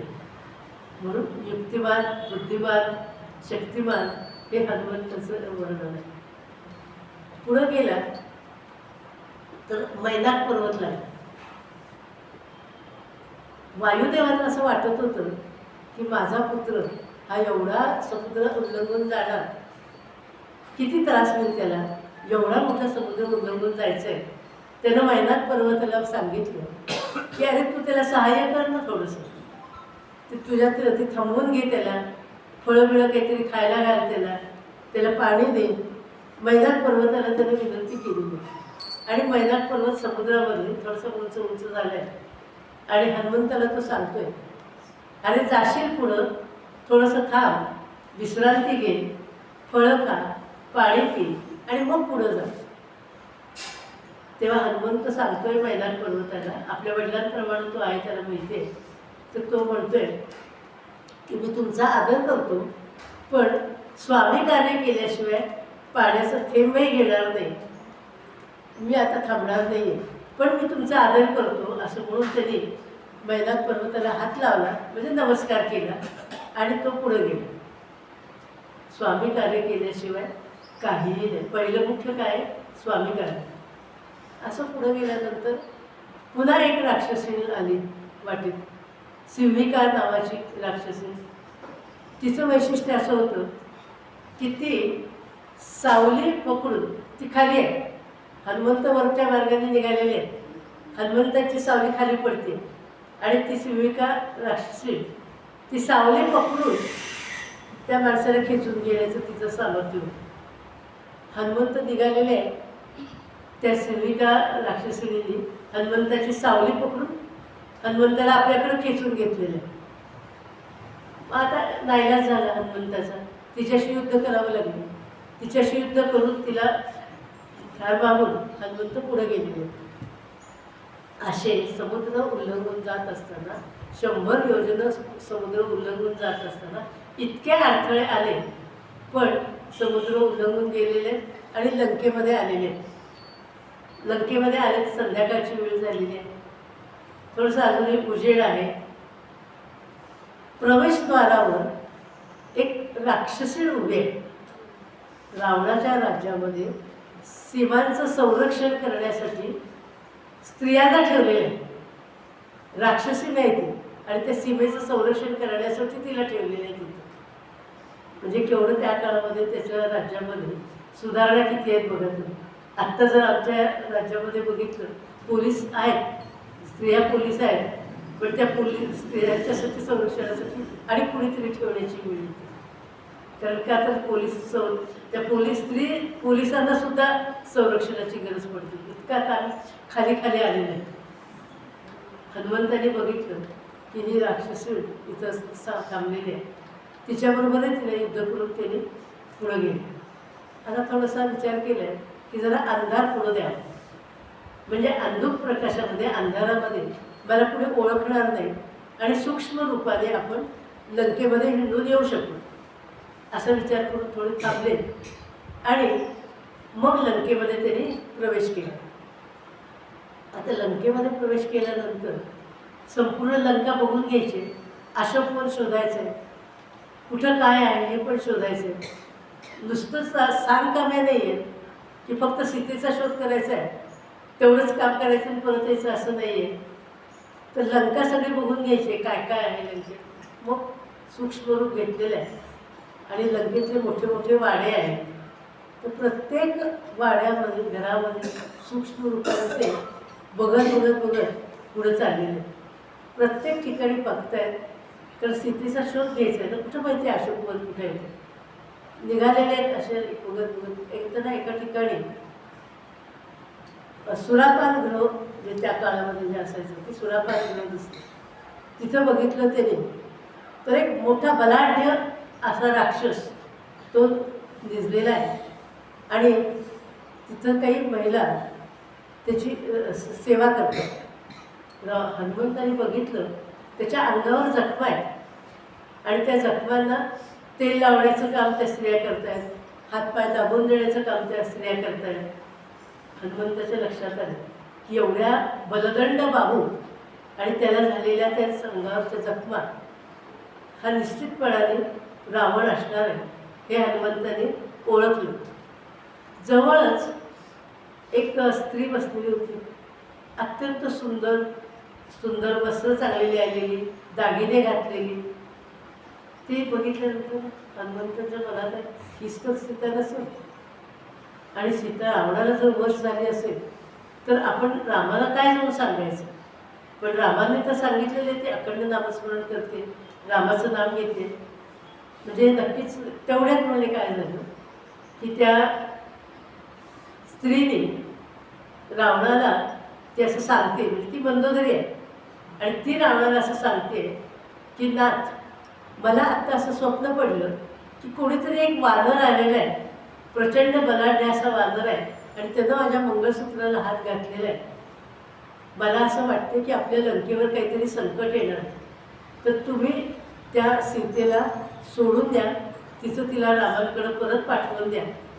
हे सगळं हनुमंतांनी ऐकलं आणि मग हनुमंताच्या लक्षात आलं की रावण आणि ही मंदोदरी आहे आणि तिथून तो पुढे गेला. सगळं बघत बघत बघत बिभीषणाचा महाल दिसला. तिथं रामनाम चालू आहे, अत्यंत सात्विक वातावरण आहे, देवापुढे दिवा लावलेला आहे. हे सगळं बघितल्यानंतर हा बिभीषणाचा वाड आहे हे कळलं. असं करत करत करत अशोकवनामध्ये आलेले. अशोक आता मध्ये बघा असं जेव्हा तो बघत बघत चाललाय का नाही, संध्याकाळची वेळ आहे, रात्रीची वेळ आहे, अंधाराची वेळ आहे, घराघरात डोकावतोय. ते प्रत्येक घरात तुम्ही काही सांगितलं नाही आहे, फक्त 2 घरात सांगितले बिभीषणला, पण तो घराघरात डोकावतोय. त्यावेळेला हनुमंताच्या मनामध्ये काय येतं की अरे आपण ब्रह्मचारी आहोत आणि आपण ह्या सीतेच्या शोधासाठी म्हणून निघालोय आणि आपण घराघरामध्ये डोकावतोय. त्या घरामध्ये स्त्रिया आहेत, त्या तिथं त्यांची कामं चालू आहेत, आपल्यालाही शोभत नाही. आपण ब्रह्मचारी आणि असं आपण स्त्रियांचं निरीक्षण करणं पण हे योग्य नाही आहे. त्याच्या कार्याचा तो भाग आहे, सीतेला शोधून काढायचा आहे म्हणून हनुमंत शोधत आहे. पण मनात मात्र हनुमंतांच्या असं येतं आहे की आपण ब्रह्मचारी आणि अशा पद्धतीनं स्त्रियांचं निरीक्षण करणं हे योग्य नाही आहे. हे संस्कार आहे आणि ही आपली संस्कृती आहे. देवाधिकांनी आपल्याला ही संस्कृती दिलेली आहे की त्या काळात आदिमानव म्हणून आपण ज्याला म्हणतोय किंवा वानर म्हणून ज्याला आपण म्हणतोय त्यांची ही संस्कृती आहे. आणि मग आता आपण कुठं आहोत, आता जास्त बोलत नाही. हनुमंत पुढे निघालेले आहेत, अशोकवनामध्ये आलेले आहेत आणि अशोकवनामध्ये येऊन एका वृक्षावर जाऊन बसलेले आहेत. वृक्षावर चढून बसल्यानंतर निरीक्षण करतात की अशोकवनामध्ये सीता आहे म्हणून सांगितलेलं आहे. आता वृक्षावर जाऊन बसून त्यांनी रामचरित्र कथा गायला सुरुवात केली, रामांचं चरित्र गायला सुरुवात केली. सुंदर आवाजामध्ये गात आहेत. सीता खाली बसलेली आहे, त्रिजटा आहे जवळ, बाकीच्या राक्षसनी आहेत आणि सीता ऐकते की रामाचं वर्णन करतोय. हा रामाचं वर्णन करणारा, रामाचं गुणगान करणारा हा कोण आहे. आपल्या शोधासाठी तर आला नसेल ना, पण पुन्हा असं तिच्या मनात ते काय सांगावं. हे मायावी राक्षस मुद्दाम आपल्याला बुलवण्यासाठी करत असतील. ती शांतपणाने ऐकते. हळूच काय झालं की त्रिजटा तिथून निघून गेली, काही कामासाठी गेली असेल. सीता एकटीच आहे. आणि मग सीता असं म्हणते की जो कोणी रामकथा गातोय त्याने पुढे येऊन उभा राहावं. असं म्हणल्याबरोबर हनुमंत धप्पदिशी सीताबाईंच्या पुढे येऊन उभे राहिलेले. कारण सीता त्यांनी बघितले आता जवळपास राक्षसी नाही आहे, त्रिजटाई नाही आहे. तेव्हा सीता मातेच्या पुढे ते येऊन बसलेले आहेत आणि आपली ओळख करून दिलेली आहे. मी कोण आहे, मी रामाच्या कार्यासाठी आलेलो आहे, तुम्हाला मदत करण्यासाठी मी आलेलो आहे आणि रामांनी मला पाठवलेलं आहे.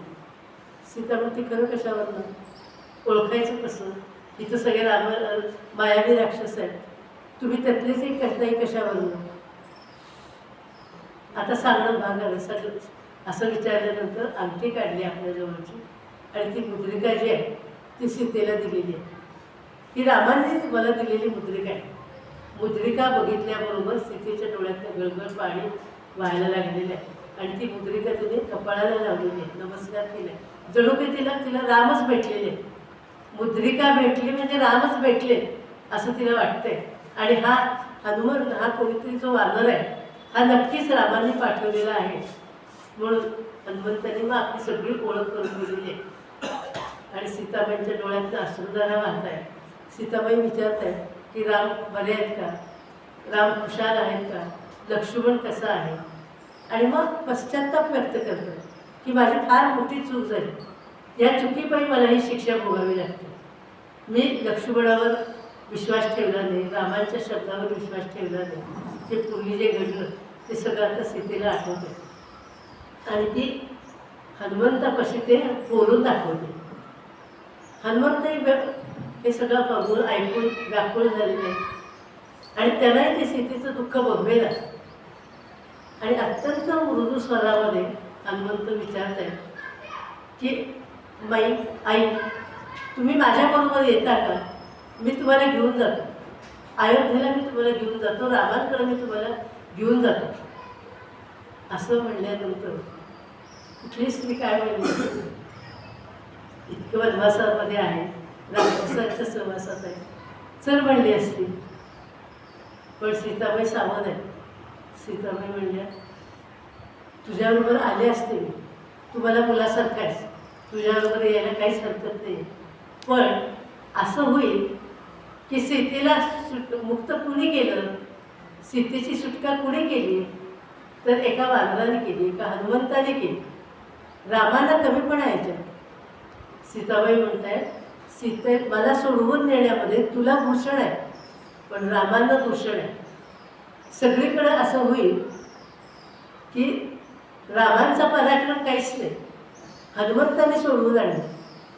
तेव्हा मी काही तुझ्याबरोबर येणार नाही, तू जा परत, राम येतील आणि रामच मला सोडवून देतील, त्यांचा पराक्रम जगाला दिसू दे. म्हणजे एवढ्या हालापेष्टामध्ये आहे, पण असं नाही आहे की चल येते मी तुझ्याबरोबर. हालापेष्टा सोसायला तयार आहे, अजून काही काळ वनवासात राहायला तयार आहे, पण रामांना येऊ दे आणि रामांनी सन्मानाने मला घेऊन जाऊ दे. असं सांगितल्यानंतर हनुमंत म्हणतोय तुम्ही म्हणता ते बरोबर आहे, मलाही मान्य आहे, माझ्या स्वामींना कमीपणा येईल असं मी सुद्धा काही करणार नाही आहे, तर मी परत जातो, मला आज्ञा द्या. फक्त म्हणले असं आहे की मी तुम्हाला भेटलो, तुमची माझी भेट झाली, हे रामांना कसं कळणार, रामांना कसं पटणार, काहीतरी खूण द्या.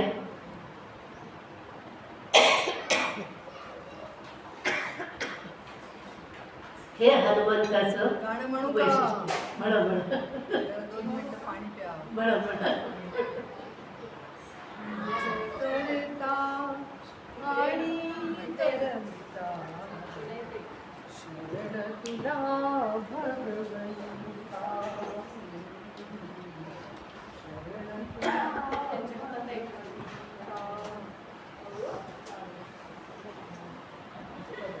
तूच करता आणि करविता शरण तुला भगवंता मी शरण तुला भगवंता तुझी आश्वासे पार हरते हर्षे तुझी फूल फुलते तुझी आश्वासे पार हरते हर्षे तुझी फूल फुलते तेज झळाळत गगनही झुलते रविचंद्राचा तू निर्माता शरण तुला भगवंता मी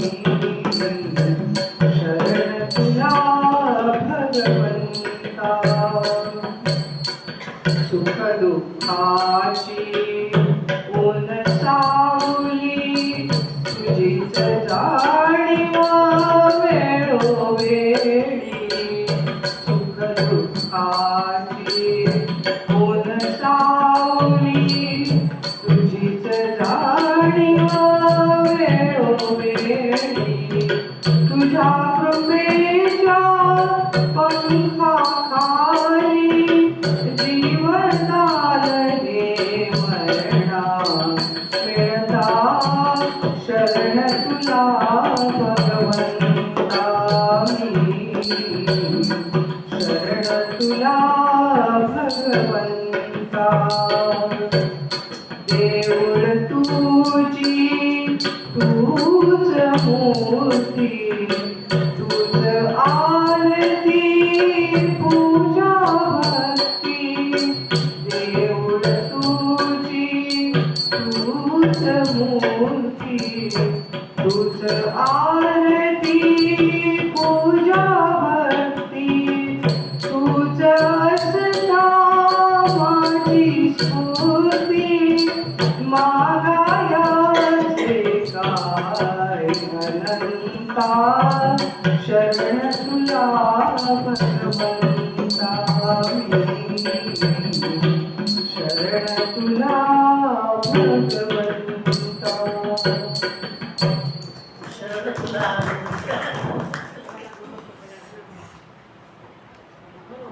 सीताबाईंना फूल मागितलेले हनुमंतांनी आणि करून जो जाईल सिंधू महान करून जो जाईल सिंधू महान असा हा एकच श्री हनुमान असा हा एकच श्री हनुमान असा हा एकच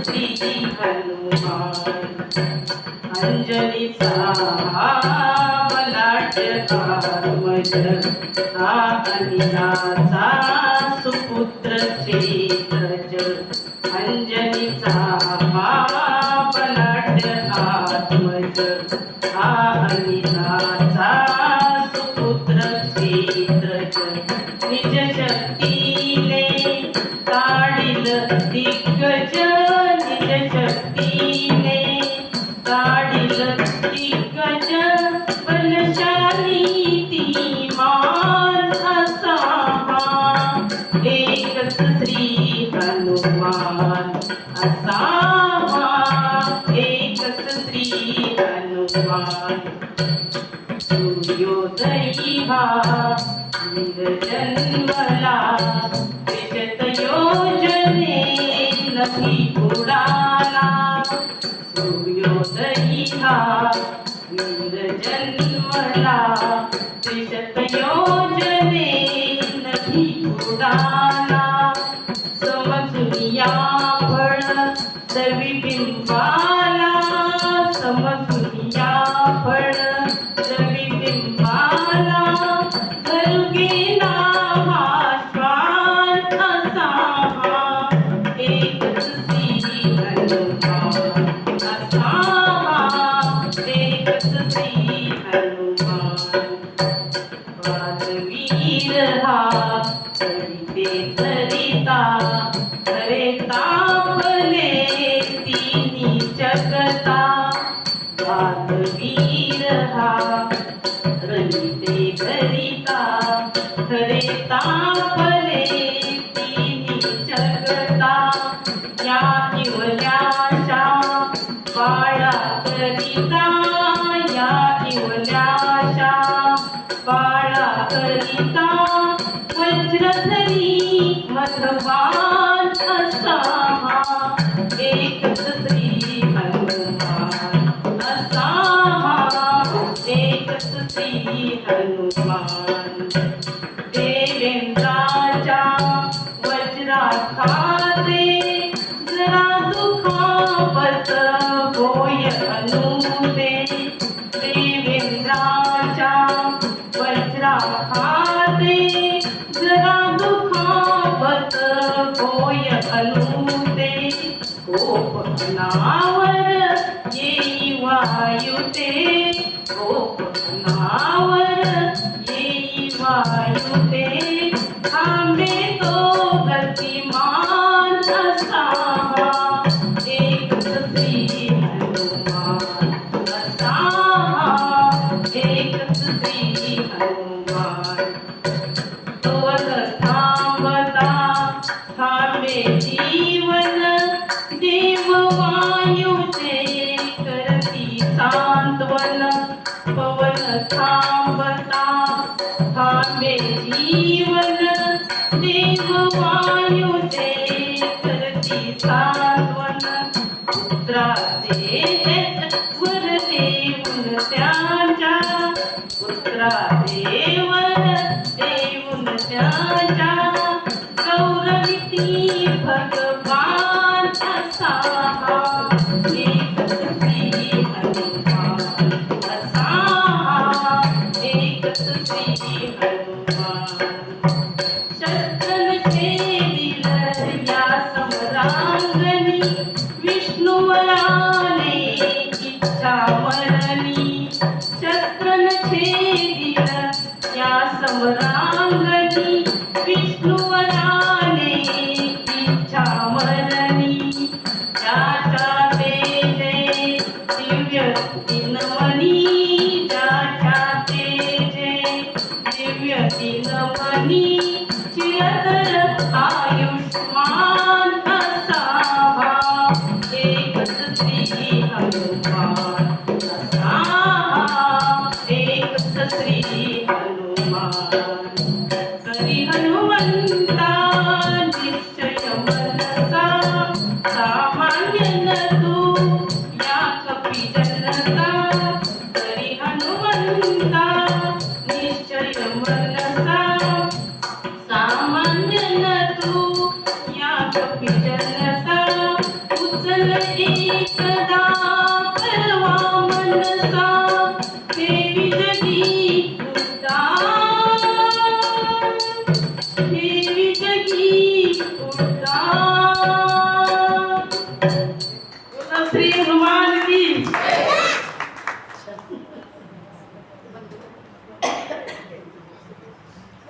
हनुमंताने सीताबाईंच्याकडे खूण मागितलेले आणि सीताबाईंनी आपल्या केसातला चुडामणी काढून दिलेले.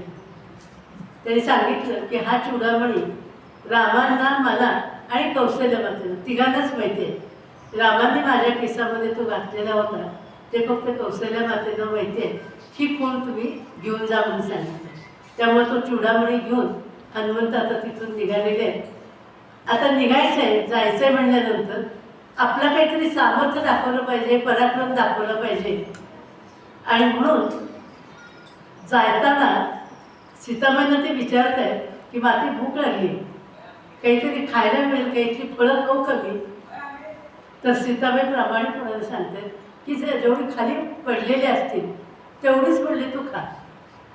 ठीक आहे. मग झाडं हलवायला सुरुवात केली, फळाचा ढीक खाली पाडलाय, भूक भागवले आणि मग अशोकवनामध्ये उद्ध्वस्तपणा सगळा करून सगळं अशोकवन उद्ध्वस्त करून टाकलेलं आहे. झाडं वेली सगळं हे करून टाकलं. आणि मग रक्षक होते तिथं, त्या रक्षकांच्या बरोबर युद्ध करून त्यांनाही मारून टाकलेलं आहे. उद्देश काय होता की आता आपल्याला ह्या लंकेमधलं त्यांचं राज्यकारभार कसा चालतो, मंत्रीगण कसे आहेत, त्यांचं सैन्य दल कसं आहे, हे सगळं आपल्याला माहिती करून घ्यायचं आहे. नुसतंच परत जायचं नाही. तर परत गेल्यानंतर रामाला आपल्याला सगळं सांगायचं की इथं त्यांचा एकंदर कारभार सगळा कसा चालतो ते आपल्याला बघायचं आहे. आणि म्हणून मारुती संपूर्ण अशोकवनामध्ये अशा उत्पात माजवतोय की जेणेकरून आपल्याला त्या रावणाच्या दरबारात घेऊन उभं करतील. अशा पद्धतीनं त्यांनी उत्पात माजवायला सुरुवात केलेली आहे. हे रावणाच्या कानापर्यंत गेल्यानंतर रावणाने त्याच्या मुलाला अश्व नावाच्या मुलाला पाठवून दिलेलं आहे. त्याच्याबरोबर युद्ध करून मारुतीने त्याचा वध केलेला आहे.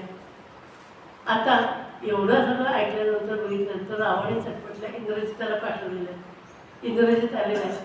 त्यांनी ब्रह्मास्त्राने मारुतीला बांधून घालायचा प्रयत्न केला. आता वास्तविक पाहता हनुमंत ब्रह्मास्त्राने बांधले जाणारे नव्हते, पण बांधून घेतले जेणेकरून आता या दरबारामध्ये नेऊन उभं करतील याच्यासाठी म्हणून बांधून घेतलेलं आहे. आणि हनुमंताला पकडून रावणाच्या दरबारामध्ये नेऊन तिथं उभं केलेलं आहे. मारुतीला बघितल्याबरोबर सगळेजण हाच तो वानर यानं सगळीकडे उत्पात माजवलेलं सुरू सुरू केलं. रावण बघतोय आणि आता या हनुमंताला विचारायचं आहे, हनुमंताशी संवाद साधायचा आहे, हनुमंताशी बोलून त्याच्याकडनं माहिती काढून घ्यायची. आता जो रावणाचा आणि हनुमंताचा जो संवाद झाला आहे आणि पुढं भर दरबारामध्ये हनुमंताने जे आपली शक्ती सामर्थ्य जे दाखवलेलं आहे तो भाग आपल्याला बघायचा. तो भाग आपण आता उद्या बघूया. उद्या आपल्याला रावणवध करून राज्याभिषेक रामाचं होणं इथपर्यंत पोचायचं. उद्याचा एकच दिवस राहिला आहे. थोडंसं कदाचित उद्या वेळही लागेल, पण उद्या आपला हा भाग आपण पूर्ण करू. जय जय जय राजाधिराज प्रभू रामचंद्र महाराज की जय. महारुद्र हनुमान की जय.